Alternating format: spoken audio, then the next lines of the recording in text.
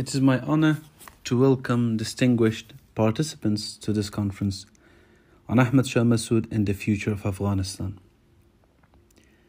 Thank you to the conference participants of Gonville and Keyes College, Cambridge. On behalf of the organizers of the conference and on behalf of the Masud Foundation, I would like to thank you for your commitment and your support during this very difficult time for Afghanistan.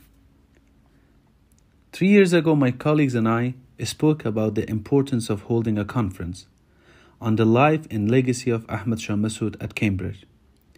Since then, many have contributed to making this a reality, and I would like to sincerely express my gratitude to them. We have invited leading academics, journalists, politicians, and former military personnel who have devoted their work to Afghanistan, and we are grateful for their involvement. Today, I would like to reflect on the past to help us situate the current crisis that continues to unfold in Afghanistan. My hope is that some of the lessons of history can help us formulate a better and clearer vision for a peaceful future. If we take the emergence of modern Afghanistan as a starting point, what comes to light is a process of state formation that proved to be costly. As a buffer state between British India and Tsarist Russia, Afghanistan became important for imperial interests. This model of nation formation dictated a highly centralized political and administrative system.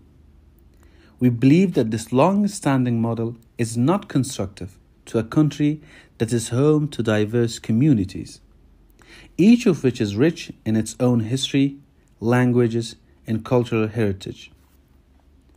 History has proven that nation-state formation that has sought to construct a homogeneous and singular character for entire population of people is impractical. Since the early 1900s, when this system was institutionalized, Afghanistan experienced several breakdowns of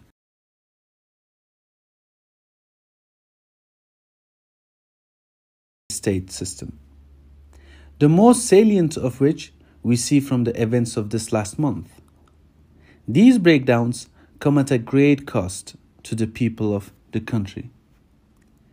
A realistic and pragmatic approach is necessary, and we believe that the decentralized political and administrative system is the best way forward.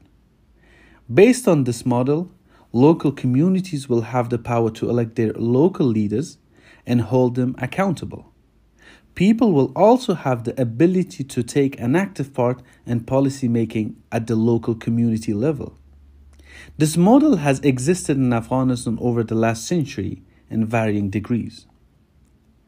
My father, the late Commander Ahmad Masud, also pushed for this alternative vision to ensure social justice, dignity, and recognition for all, and stand against any colonial, neo-colonial, or pretensions in the garb of extremist groups such as the Taliban.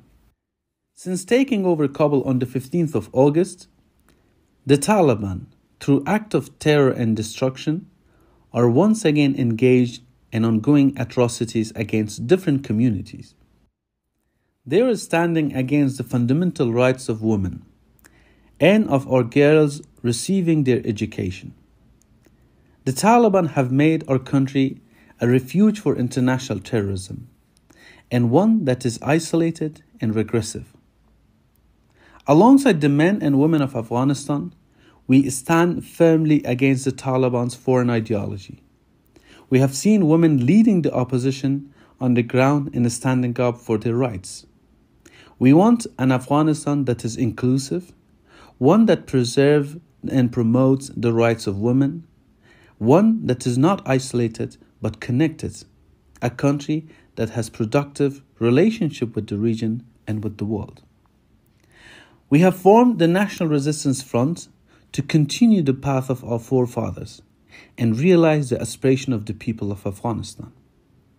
The goal of our resistance is the liberation of our land and the preservation of our rights and safeguarding our heritage and culture.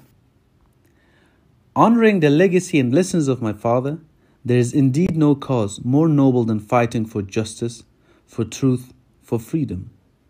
Freedom from oppression and freedom from those who impose their rule and occupy our land. Through the series of conferences inaugurated today on the life and legacy of Ahmad Masud, we can be better informed in ways we can formulate a vision for an alternative future, where the will of the people will serve as its foundation. Let us use our time today to discuss and plan the important work for tomorrow and every day after, until we arrive at our ultimate goal, which is a free and prosperous Afghanistan. Thank you.